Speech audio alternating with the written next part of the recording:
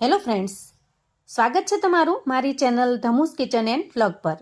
રોજ રોજ એક સરખા નાસ્તાથી તો ભાઈ મને ખૂબ જ કંટાળો આવે અને સમોસા, કચોરી, ઇડલી, ઢોસા આ બધું તો આપણા ઘરે વારંવાર બનતું હોય છે. એટલે આજે આપણે એક અલગ અને નવો નાસ્તો બનાવીશું જે તમે પણ પહેલાં કદાચ ક્યારેય ટ્રાય નહીં કર્યો હોય, અને સાચું કહું તો તમે પણ જોયા પછી કહેવાના કે આ રીત તો ક્યારેય નથી જોઈ. સૌથી પહેલાં આપણે એક મીડિયમ સાઇઝના બટેકાને બાફી લઈશું. બટેકું થોડું મોટું છે એટલે મેં અહીંયા એક જ લીધું છે. એની સાઇઝ જો થોડી નાની હોય તો તમારે અહીંયા 2 બટેકા લઈ લેવાના. હવે આપણે એની ઉપરની છાલને ઉતારી લઈએ અને આ રીતે હાથની મદદથી થોડા મેશ કરી લઈએ. ત્યાર પછી આપણે 1 કપ જેટલો રવો લેવાનો છે. તમે અહીંયા સૂજી પણ લઈ શકો છો, પણ જો સૂજી લ્યો ને તો એને તમારે મિક્સચરની અંદર થોડી ક્રશ કરી લેવાની, જેથી એ થોડો બારીક પાવડર બની જાય. ત્યાર પછી ગેસ ઓન કરી ગેસ ઉપર આપણે એક પેન મૂકીશું અને એમાં અંદાજે 1 નાના ચમચા જેટલું તેલ ઉમેરીશું. હવે તેલ થોડું ગરમ થાય એટલે આપણે એમાં 1 ચમચી જેટલું આખું જીરું ઉમેરી દઈએ અને 1 ચમચી જેટલા આખા ધાણા ઉમેરી દઈએ અને એની સાથે થોડી અમથી પિંચ ઓફ જેટલી હિંગ ઉમેરી દઈએ. ત્યાર પછી 1 લીલા મરચાંના ટુકડા ઉમેરીશું અને 2 થી 3 મીઠા લીમડાના પાનને ક્રશ કરીને ઉમેરી દઈએ. તો મીઠા લીમડાના પાનનો જે સ્વાદ છે એ ખૂબ સરસ આવે છે, સાથે સાથે એની સુગંધ પણ ખૂબ સરસ લાગે છે. ત્યાર પછી ઉમેરીશું થોડા કેપ્સિકમ મરચાંના ટુકડા કરેલા છે, એને ઉમેરી દઈએ અને એક મીડિયમ સાઇઝની ડુંગળીને મેં બારીક સમારી લીધી છે, એને ઉમેરી દઈએ અને હવે આ બધી જ વસ્તુને તેલની અંદર થોડી આપણે ફ્રાય કરી લઈએ. ખાસ કરીને ડુંગળી છે એના અંદરનું જે કાચાપણું દૂર થાય ત્યાં સુધી આપણે એને ફ્રાય કરી લેવાની છે. ડુંગળી અહીંયા સરસ રીતે સતળાઈ ગઈ છે, થોડી બ્રાઉન કલર જેવી થઈ છે. એ સમયે આપણે આદુના એક ટુકડાને ક્રશ કરીને ઉમેરી દઈએ. આ રીતે ઝીણી ખમણીથી જો ખમણીને ઉમેરીશું તો આદુ સરસ રીતે મિક્સ થઈ જાય છે. હવે ડુંગળી છે એ થોડી ગોલ્ડન બ્રાઉન કલરની થઈ ગઈ છે, સરસ રીતે સતળાઈ ગઈ છે અને એનું કાચાપણું પણ દૂર થઈ ગયું છે. તો આ સમયે આપણે સ્વાદ પ્રમાણેનું મીઠું ઉમેરી દઈએ. તમે જો બટેકા બાફતી વખતે મીઠું ઉમેર્યું હોય બટેકામાં તો અહીંયા મીઠાનું પ્રમાણ એ રીતે રાખવાનું. અડધી ચમચી જેટલી હળદર ઉમેરીશું અને અડધી ચમચી જેટલો ધાણા પાવડર ઉમેરીશું અને સરસ રીતે મિક્સ કરી લઈશું.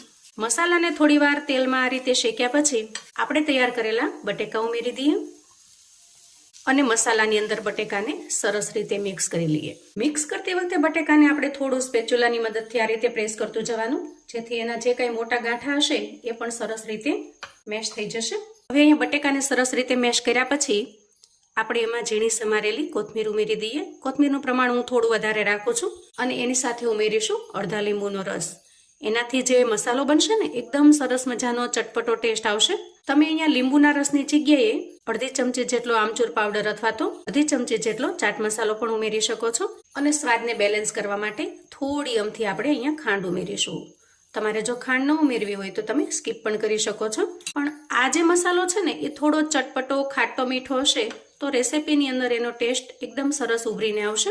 અને આમે પણ આપણને જે બજારની અંદર વાનગીઓ મળતી હોય છે અને એના અંદર જે બટેટાનું સ્ટફિંગ હોય છે એના અંદર થોડો ખાટો મીઠો બંને ટેસ્ટ મિક્સ કરેલા હોય છે અને એના લીધે જ આપણને એ મસાલો પણ ખૂબ જ સ્વાદિષ્ટ લાગતો હોય છે. તેથી જ્યારે પણ આપણે ઘરે બનાવીએ આવું કોઈ સ્ટફિંગ અથવા તો બટેકાને લગતી વાનગી, તો એમાં તમે જો ચટપટો ટેસ્ટ લાવવો હોય તો તમારે થોડું ખાટું અને મીઠું બંને વસ્તુ ઉમેરવી, જેથી ટેસ્ટ એકદમ સરસ લાજવાબ બનીને તૈયાર થશે. હવે અહીંયા બધી જ વસ્તુને મિક્સ કરતા આપણો મસાલો છે એકદમ સરસ મજાનો પરફેક્ટ તૈયાર થઈ ગયો છે. ગેસની ફ્લેમને આપણે બંધ કરીશું અને તૈયાર થયેલા મસાલાને થોડી વાર માટે ઠંડો થવા દઈશું. ત્યાર પછી ફરી ગેસ ઓન કરી એના ઉપર એક કડાઈ મૂકી દઈએ અને જે કપના માપથી આપણે રવો લીધેલો છે એ જ કપનું માપ લઈ અને આપણે 1.5 કપ જેટલું પાણી ઉમેરી દઈએ. તો સૌથી પહેલાં તો ગેસની ફ્લેમને હાઈ પર રાખીશું અને આ પાણી છે એને એક સરસ મજાનો ઉફાળ આવે ત્યાં સુધી ગરમ થવા દેશું. હવે પાણી બોઇલ થવા લાગે, એમાં સરસ મજાનો ઉફાળ આવવા લાગે, એ સમયે 1 ચમચી જેટલું આપણે ખાવાનું તેલ ઉમેરી દઈએ. કોઈ પણ કુકિંગ ઓઇલ તમે અહીંયા ઉમેરી શકો છો અને એની સાથે ઉમેરીશું સ્વાદ પ્રમાણેનું મીઠું. થોડી ઝીણી સમારેલી કોથમીર પણ ઉમેરી દઈએ. હવે જ્યારે પાણી આ રીતે ઉકળવા લાગે, સરસ મજાનું બોઇલ થઈ જાય, એ સમયે આપણે સ્પેચ્યુલા આ રીતે વચ્ચે રાખીશું અને તૈયાર કરેલા રવાને એમાં ઉમેરતા જશું. આ રીતે સ્પેચ્યુલા રાખીને જો ચલાવતા જશું, મિક્સ કરતા જશું, તેમાં ગાંઠા બિલકુલ નહીં પડે અને એકદમ સરસ રીતે મિક્સ થઈ જશે. હવે આપણે ગેસની ફ્લેમને થોડી ધીમી કરી લઈશું અને રવાને આ રીતે થોડી વાર માટે ચલાવી લઈશું, અંદાજે 2 મિનિટ સુધી. હવે અંદાજે 2 મિનિટ પછી તમે જુઓ આ જે રવો છે એ એકદમ સરસ લોટ જેવો બંધાઈ ગયો છે. તો બસ આ સમયે આપણે વધારે એને ગરમ ન કરતા ગેસની ફ્લેમને બંધ કરી દઈએ, કેમ કે વધારે પડતું ગરમ થશે તો પણ એ મિશ્રણ સૂકું થવા લાગશે. આપણે આ મિશ્રણની અંદર થોડું મોઇસ્ચર હોય એ રીતે રાખવાનું છે. ત્યાર પછી રવાને આપણે ઉપરથી કવર કરી દઈએ, જેથી અંદરની ગરમીથી રવો સરસ રીતે તૈયાર થઈ જાય. હવે અંદાજે 5 મિનિટ સુધી સીજવા દીધા પછી આપણે ઢાંકણ ખોલી લઈશું અને તૈયાર થયેલા ડોને થોડો ઠંડો થવા દઈશું. આપણે હાથ અડાડી શકીએ એટલું ગરમ હોય ત્યારે આપણે એને લઈ લેવાનું અને આ રીતે થોડું સરસ રીતે મિક્સ કરી લેવાનું. જરૂર જણાય તો અંદાજે અડધી ચમચી જેટલું આપણે તેલ લેવાનું છે અને જે રીતે ઘઉંનો રોટલીનો લોટ આપણે બાંધતા હોઈએ એ રીતે એને આપણે કૂણવી લેશું. હવે આપણે એના અંદરથી એક સરખી સાઈઝના લોવા કરી લઈએ અને ત્યાર પછી આગળની તૈયારી કરવા માટે ઢાંકણ ઢાંકી થોડી વાર એને સાઈડ પર મૂકી દઈએ. તો આટલી તૈયારી કર્યા પછી આપણે કોઈ પાટલી અથવા તો ચોપિંગ બોર્ડ લઈ લઈએ અને થોડું અમથું તેલ નાખી એની સપાટીને આપણે થોડી તેલવાળી કરી લઈએ, જેથી મિશ્રણ છે ને એ ચોંટી ન જાય. ત્યાર પછી તૈયાર કરેલા લુવામાંથી આપણે એક લુવો લઈશું અને એને જે રીતે આપણે રોટલીનો લુવો તૈયાર કરીએ એ રીતે તૈયાર કરી લઈશું આ રીતે, અને પછી એને વણી લઈશું. અહીંયા થિકનેસ કેટલી રાખવાની છે એ પણ હું તમને અત્યારે બતાવું છું. તો જ્યારે વણીએ ત્યારે એની બધી સાઈડને આપણે એક સરખી વણી લેવાની, ક્યાંય બહુ જાડું પાતળું ન રહે એ રીતે.